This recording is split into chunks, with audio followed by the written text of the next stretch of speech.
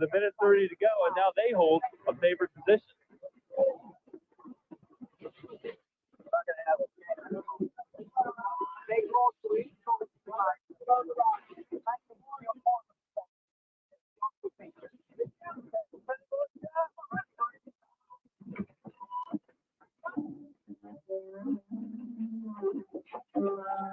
Game here is to get up to full speed. KR makes his move first, and he'll be going faster when the gun goes off. Go down below the line.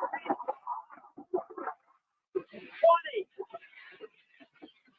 17. 14. 13.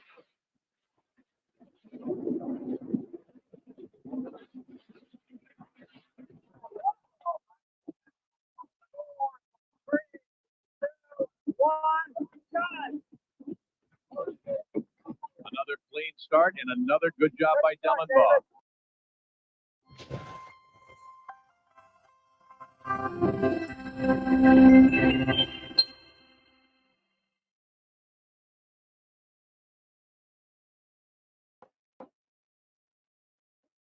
Just like Thursday, the boat in trouble. This time, Nomura was able to rig Good off the heavens. the minute 30 to go, and now I think they I hold better a favored position.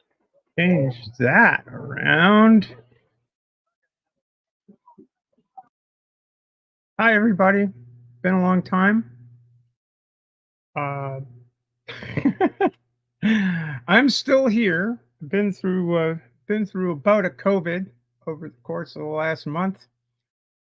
I've been doing an awful lot of stuff on the transpositions with Bree McCune and Ember and Karleigh Chardonnay Webb, doing a lot of that stuff, putting together a Discord server for that channel, and doing some sailboat racing. When I wasn't bogged down by COVID, along with a bunch of fixing people's sails up, which I've got to get back to quite shortly after I finish this broadcast.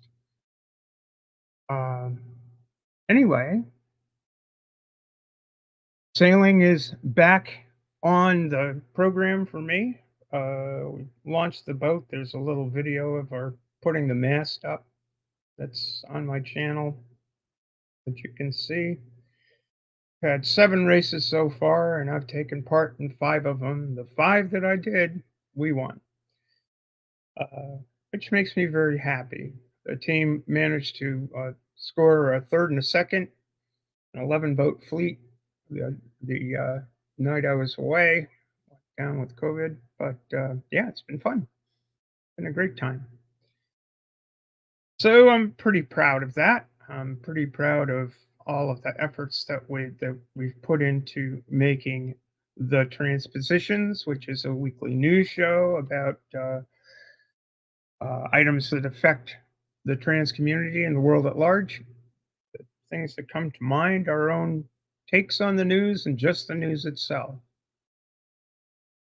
So proud of that too.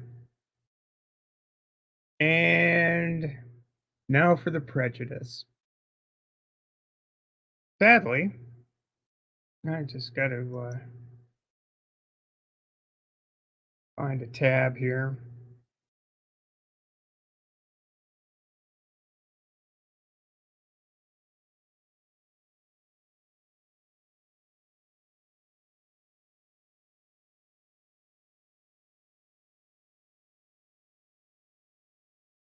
Golly gee. All right.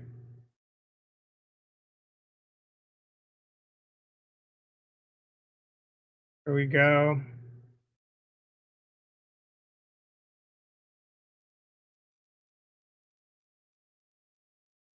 Yeah, this dropped yesterday. Karleigh Chardonnay Webb, one of the correspondents on the Transpositions, wrote this article for Outsports, and it's a little kind of too damn bad, to be honest. Get into it here.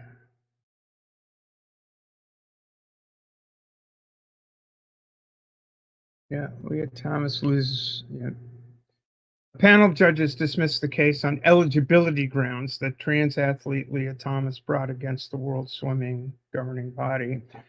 Let me explain eligibility grounds. Lia hasn't been a member of either the World Federation or the national governing body, member national authority, or the sport of swimming for a couple of years. So, Court of Arbitration for Sport, which is where these things are taken, based in Switzerland, said, up, you're not a member of a member national authority or the federation itself, so we're not going to hear your case. So it's pretty much dismissed on technical grounds. They did not, according to this article, legal challenge by 2022 NCAA swimming champion Lia Thomas against World Aquatics was dismissed by the Court of Arbitration for Sport on Wednesday. Thomas filed an appeal, filed a challenge in January 2024 in response to World Aquatics policy that bars transgender women from women's competition. The policy was put in place in 2022, 3 months after Thomas, then swimming for the University of Pennsylvania, became the first transgender student athlete to win an individual NCAA Division I title with her victory in the 500-yard freestyle event. When she filed the case in January, Thomas called the World Aquatics policies invalid and unlawful and stated that such discrimination cannot be justified as necessary, reasonable, or proportionate to achieve a legitimate sporting objective. A 3-judge panel dismissed her contention on a 24-page ruling, which I haven't read yet. So I'm sort of going by Karleigh's reporting here. I plan to read it before tonight's edition of the Transpositions, in which I'm sure we'll be discussing this. That hinged mainly on a procedural matter in that Thomas has not been a member of USA Swimming, the national governing body, member national authority for the sport since the end of 2022. So that happened. Since the athlete is not entitled to participate in elite event within the meaning of USA Swimming policy, because he's not a member, let alone compete in a World Aquatics competition, she is simply not entitled to engage with eligibility to compete in World Athletics competitions. It's kind of an illusion. Join the MNA and we'll let you sue us. What? Okay, I suppose. I don't. U.S. Sailing's membership is $60 a year. I think I could probably do that if I wanted to. But anyway, I have not competed and do not intend to compete in any exclusive women's competitions within U.S. Sailing, though I've been asked to on several occasions. And actually have done in the past.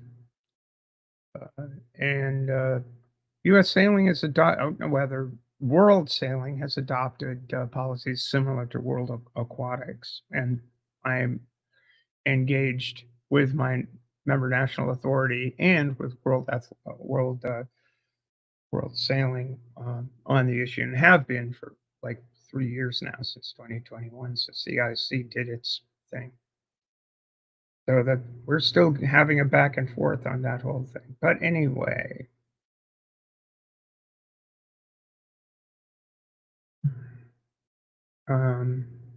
Yeah, so that's not good. That's not the greatest. Statement released by her attorneys, Thomas voiced her disagreement. The Court of Arbitration for Sports decision is deeply disappointing, she stated. Blanket bans preventing trans women from competing are discriminatory and deprive us of valuable athletic opportunities that are central to our identities, said Court of Arbitration for Sports decision should be seen as a call to action to all trans women athletes to continue to fight for our dignity and human rights. And Lia, I promise you, I have been, I am, I will continue to. I've talked a lot about this issue in other videos on my channel. I'll see if after this I'll post a link to one or two. I have in recent weeks been engaged in a colloquy with the president of U.S. Sailing, other members of the panel that he convened 2 years ago to study the issue in light of World Sailing's decisions and where U.S. Sailing will land. It's a complicated issue. The sport issue is a complicated issue, but what's not complicated? What is not complicated is the preponderance of the evidence that in most circumstances, and there may be some where this is not the case, in most circumstances, transgender women who have undergone a course of gender-affirming hormone therapy and other procedures have no advantage over cisgender women at all.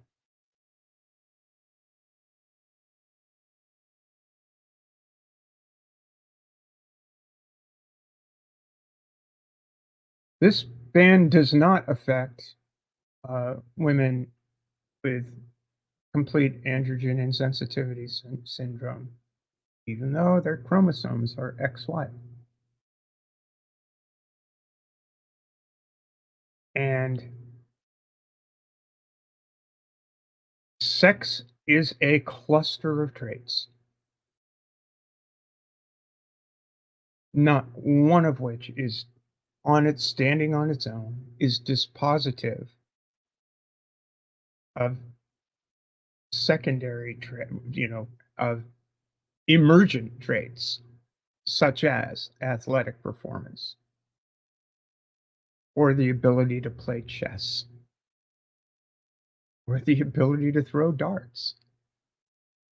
When we're talking about sex differences in competition, and we assume that males have an inherent and unalterable advantage, we are making a profoundly sexist and anti-feminist statement. And the statement is not based on scientific fact. So, my computer wants me to restart. I have sales to make. That's all I got for you guys today. I am going to try to be more active on the channel. I'm very busy at the moment. I'm trying to sort of figure out, I'm spending a lot of time thinking about the transpositions, which I urge you to watch at 0 Zulu, 8 o'clock Eastern Daylight Time. Here on the YouTubes, it's The Transpositions. Watch it with Bree, Ember, me, and Karleigh tonight. 0 Zulu. See you then.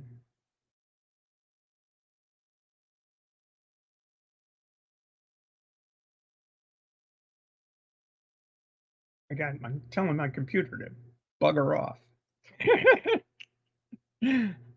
Bye, guys.